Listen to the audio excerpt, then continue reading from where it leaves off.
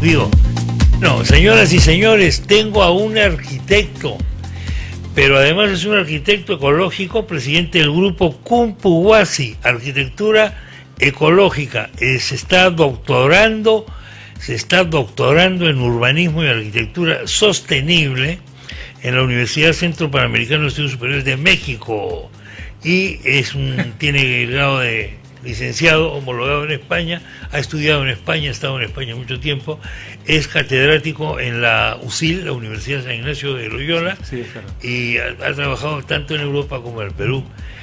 Don Miguel Ángel Romero, arquitecto Miguel Ángel Romero, ¿qué tal? Muy buenos días. Don José María, siempre un placer estar con usted. Muchas gracias por estar con nosotros. Yo no sé si hablar de arquitectura en un momento en el que todas las inversiones están caídas en el Perú es un acto académico. Se puede hacer arquitectura en este momento en el que están las inversiones, nadie está invirtiendo. Claro, ahora hay que esperar qué pasa con la política, ¿no? La política es terrible. ¿Qué pasa con la política? ¿Qué pasa con gente como la que ha entrado, que lamentablemente, pues, como todos sabemos, no cubre los requerimientos mínimos para gobernar el país? No da la talla. Todos estamos pensando en eso más que en arquitectura. Exactamente. Sin embargo, esperando que esto se arregle, siempre nosotros saliendo a las calles a protestar y siempre trabajando como buenos peruanos, lo importante en este caso es planificar, justamente para que no pasen estas cosas. Nuestras ciudades se han realizado básicamente por invasión, sí, porque no hay leyes y los peruanos no las cumplimos lamentablemente por lo general, y lo que debemos es planificar la ciudad. Planificar la ciudad. El problema es que las ciudades se han formado en el Perú, como usted decía, por aluviones de invasiones, etcétera, y que políticamente han tenido que ser acomodados como se ha podido, porque los políticos del caso pues jamás se van a enfrentar a una invasión, porque eso les va a restar popularidad, ¿no? Y entonces tenemos unas arquitecturas muy variadas, dicho sea de paso. Algunos migrantes andinos tratan de reproducir en la ciudad su utopía andina, la cosmovisión, ¿no? La cosmovisión agraria andina nuestra, ¿no? en la costa, por decirlo. En la costa, en otros casos no, tenemos, por ejemplo, todo esto que es el malecón de Miraflores, hileras de edificios que serían homologables perfectamente con edificios de Miami o de cualquier otro sitio, más o menos es el modelo. Hay forma de conciliar estas arquitecturas que tenemos en las ciudades peruanas. Creo que sí, creo que aparte de la comida nuestra pues es una unión de orígenes asiáticos, orígenes peruanos propiamente dichos, orígenes africanos, y esto sin nombrar costa, sierra y selva, o Amazonía mejor dicho, que tienen mucha variedad, y eso los peruanos somos muy lindos cuando estamos comiendo nuestra comida, porque cuando comemos nuestra comida ahí sí somos todos muy unidos, ¿no? Así es. Sin embargo, de la comida todavía no está pasando, lamentablemente. Y en el fútbol, cuando metemos gol, sí, ahí sí somos todos peruanos. Sin embargo, hay otros comunes denominadores, ¿no? Claro, las raíces nuestras, peruanas, originariamente incas, por supuesto, con todo lo cosmopolita que ha venido, ¿no? Ha venido de España, la colonia. Entonces, en ese encuentro de diferentes e ingentes cantidades de personas, ya somos una mezcla. La identidad peruana no es una identidad, y esto ya lo escribí también y siempre lo expreso, ¿no? No es una identidad solamente racial o genética o por el color de piel. Es una identidad cultural nuestra. Claro. Esa mezcla, y no mirando hacia el pasado, quejándonos. Me dio pena realmente nuestro ciudadano elegido presidente, como dijo Lourdes Flores, haya dicho de manera tan, digamos, con tintes un poco de sentimientos resentidos, lamentablemente, de mirar el pasado cuando él se apellida como la zona de Castilla. Bueno, Castillo tiene elementos españoles, como usted bien ha dicho. He tenido la suerte de vivir en España unos años. Sí. Y usted, bueno... Eso es totalmente español, o sea, acá entonces tenemos hay una mezcla que hay que aceptar, y hay que seguir adelante con orgullo, ¿no? Claro. La lengua que habla no es... no es justamente el quechua. En no es quechua, posiblemente la hable, pero... En Cajamarca nunca se habló quechua, debo decir. En Cajamarca se habló la lengua originaria, digamos, si es que cabe la palabra, el cuye cajamarquino, del que quedan solamente algunas palabras, pero ya no se usa, por supuesto, esa lengua, ¿no? Es una lengua muerta. Ahora, esto en la arquitectura, ¿cómo se debería manifestar? ¿Cómo deberíamos nosotros reconciliarnos con nuestra historia a través de la arquitectura? La arquitectura puede ayudarnos a eso. Sí. Indudablemente. Primero es la planificación, porque he estado hace 2 años o 3 ya en Belo Horizonte, por ejemplo, en Brasil, y veo... Es una ciudad modelo. Es una ciudad modelo. Belo Horizonte es una ciudad modelo. Claro, y es Latinoamérica, sí. Y todo está ya planificado en un plano. O sea, en un plano uno ya tiene dónde va a estar la zona educativa, sí. Dónde va a estar la zona de hospitales, sí. La zona de vivienda, la zona comercial. Y ese simple hecho de trazar todo en un plano para que se construya, eso no lo tenemos muy bien compaginado en Perú. Tenemos planes parchados, sí. Y si invadimos, después le ponemos agua y luz, y eso sale más caro que si hubiésemos planificado si lo hubiésemos antes. hecho de cero, digamos. Entonces, esta mezcla, yendo con la comida, sí. Es bonita en la comida, pero todavía sin cuestiones comunistas, sí. Ni socialistas. Apoyo social es otra cosa. Hay que, digamos, poco a poco ir buscando nuestro camino. Claro. No mirando al pasado, sino ya en un mundo de mercado libre o libre mercado. Claro, es así, pues eso es a nivel global. Arquitectura y ecología. A veces es difícil de conciliar. Por ejemplo, hoy día tenemos un crecimiento explosivo de China que te construye ciudades. Hoy en 2 semanas hay una ciudad nueva. Exacto. Y los edificios, no sé, parece que los traen de Marte ya fabricados y ¡plac!, los colocan ahí. Pero a veces lo que ha hecho China es depredar el ambiente completamente. Ha hecho añicos los ríos, ha hecho añicos una serie de cosas más. ¿El desarrollo en la arquitectura se puede conciliar con el ambiente? Por supuesto, por el tipo de materiales, ¿no? La tierra, el adobe reforzado, el mismo ladrillo, con el tiempo tiene un grado de biodegradación. Biodegradación no es otra cosa que cuando tú tiras una manzana a la calle, esa manzana tú sabes que una semana ya está con el medio ambiente, ¿no? O sea, se va derritiendo, digamos, esa manzana. Y lo mismo pasa con los materiales de construcción. Si yo hago con plástico mi casa... ¿Qué es esto, perdón, que ha traído? Esta es una maqueta de una casa modélica, ecológica. Esta es una maqueta de una casa ecológica, para que lo vean nuestros sí. Amigos que nos siguen por la televisión. ¿Y por qué es ecológica esa maqueta? Esa maqueta es básicamente por el material que se está implementando, que va a ser de adobe reforzado. Adobe reforzado. Adobe reforzado.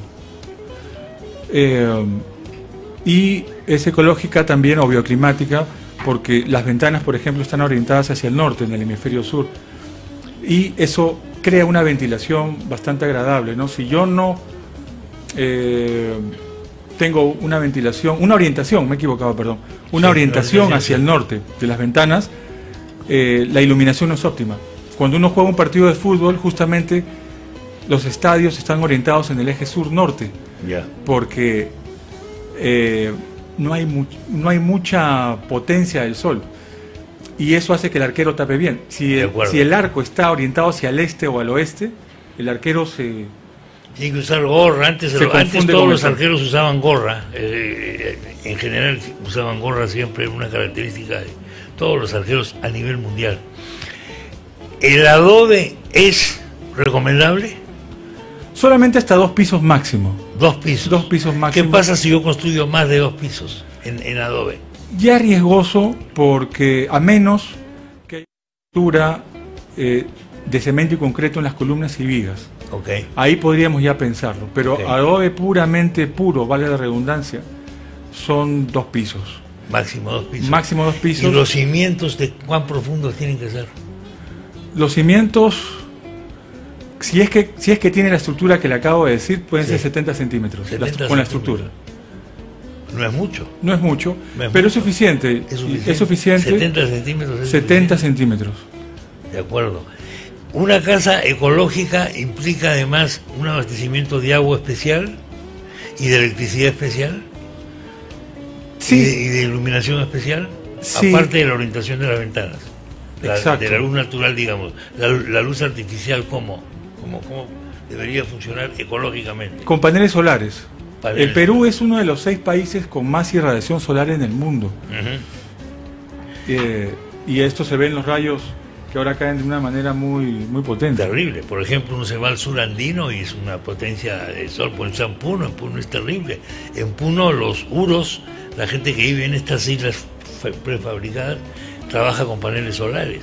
Ahora, tenemos déficit de paneles solares en el Perú. Nos faltan paneles solares. Nos faltan paneles solares y podríamos aprovecharlo. Porque acá en el verano peruano, y en Lima sobre todo, como no tenemos áreas verdes, y eso es parte de la ecología y de la planificación, ¿no? Eso hace que no tengamos esa sensación de refresco en el ambiente, ¿no? Recuerdo mucho la experiencia que yo tuve en una aula suya en la universidad. En la UCIL, claro. No porque fuese yo que fuera ahí, pero interesante esto como experimento. Los alumnos del profesor Miguel Ángel acá me preguntaron una serie de temas, mis colores favoritos y cosas que aparentemente no tenían nada que ver con la arquitectura. Pero al cabo de unos días hicieron maquetas como si fuesen para mí vivienda a partir de lo que a mí me habían preguntado, a partir de mi perfil, digamos. Exacto. ¿Cómo es esto? ¿Cómo funciona esto?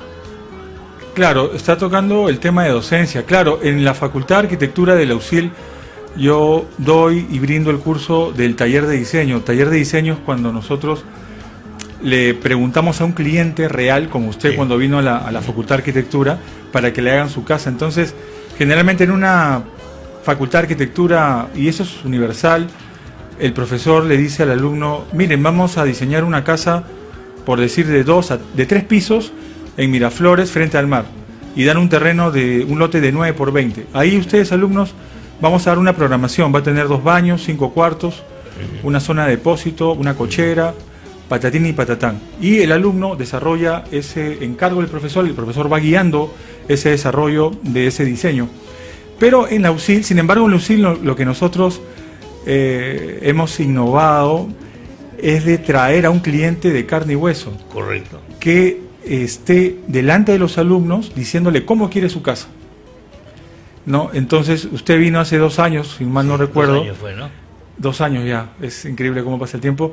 Y usted le dijo a los alumnos, yo quiero mi casa, ya habíamos designado el lote, ¿no? Y usted dijo, yo quiero mi casa con vista al mar, en los cuartos principales, 2 baños, un medio baño aquí, tales colores, con una orientación tal para los vientos, para la iluminación, lo que hablábamos. Y una teatina, usted escogió en la parte final, una teatina que son elementos que vienen justamente de España y que aquí en Lima lo usamos, y es tan peruano como en España. Entonces, esos elementos son bioclimáticos y hacen que refresque bien el ambiente, ¿no? Claro que sí. Y usted fue el cliente nuestro. El cliente, claro, me pareció muy interesante, ¿no? Inclusive como práctica profesional para los alumnos. Porque al final se van a tener que encontrar con un cliente así, que le va a contar una serie de cosas, sin tener muy clara, el cliente no tiene muy claras las ideas tampoco, a veces, ¿ah? Hay que ayudarlo a que se aclare. Sí, es cierto. A que descubra qué quiere, porque no lo sabe muy bien. El otro día estuve caminando por Barranco Antiguo y me sorprendió, después de muchos años, me sorprendió la cantidad de casas antiguas de Barranco, que han sido restauradas, que han sido modernizadas. Sí, las he visto. Es muy interesante eso, ¿no? ¿Por qué es importante eso? ¿Por qué hay arquitectura tradicional que debiéramos conservar o de alguna manera mejorar? Es importantísimo todo lo que son remodelaciones de arquitectura antigua que lamentablemente los peruanos no valoramos mucho. Espero que poco a poco se valore, porque nos da sentido de pertenencia. Ajá. Y ese sentido de pertenencia se llama memoria colectiva, porque en ese bar Juanito, por ejemplo, de Barranco, claro, que es tan emblemático, ahí tomó una cervecita mi abuelo conversando, no sé, con algún amigo del barrio. Con sus sándwiches de sardina. Con sus sándwiches de sardina, claro, y por supuesto en pan francés y de jamón, ¿no? Exacto. Claro. Y porque hace 200 años, o 100 años, no sé, 120 años, Mi tía era cocinera ahí.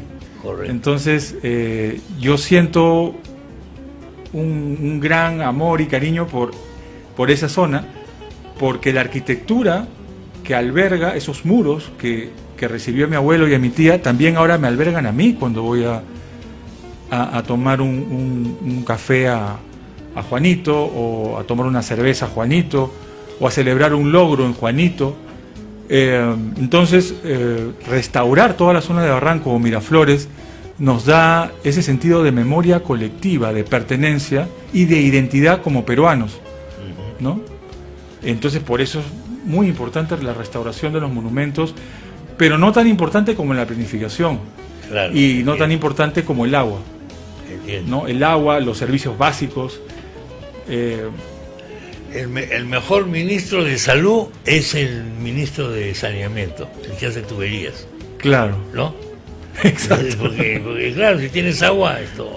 Exacto. El agua es eso. El agua salud. El agua es salud, ¿no? El agua salud. Eso es lo principal, porque podemos los arquitectos ser muy románticos, que la arquitectura, el color, está muy bien. Sin embargo, primero hay que planificar, dar agua, dar servicios, y después ya podemos estar en esos ajetreos del desarrollo de la arquitectura. Pues muy o bien. renovación. Otro día, Miguel Ángel, hay que hablar sobre canciones y música. Sí, claro que Canciones sí. y música, porque el arquitecto lleva nombre pues de un humanista, ¿no? Miguel Ángel, un renacentista. Entonces el hombre le entra a la arquitectura, pero también a la música y todo. Así que vamos a conversar otro día sobre eso. Un placer. En una próxima José invitación. María. Muchas gracias.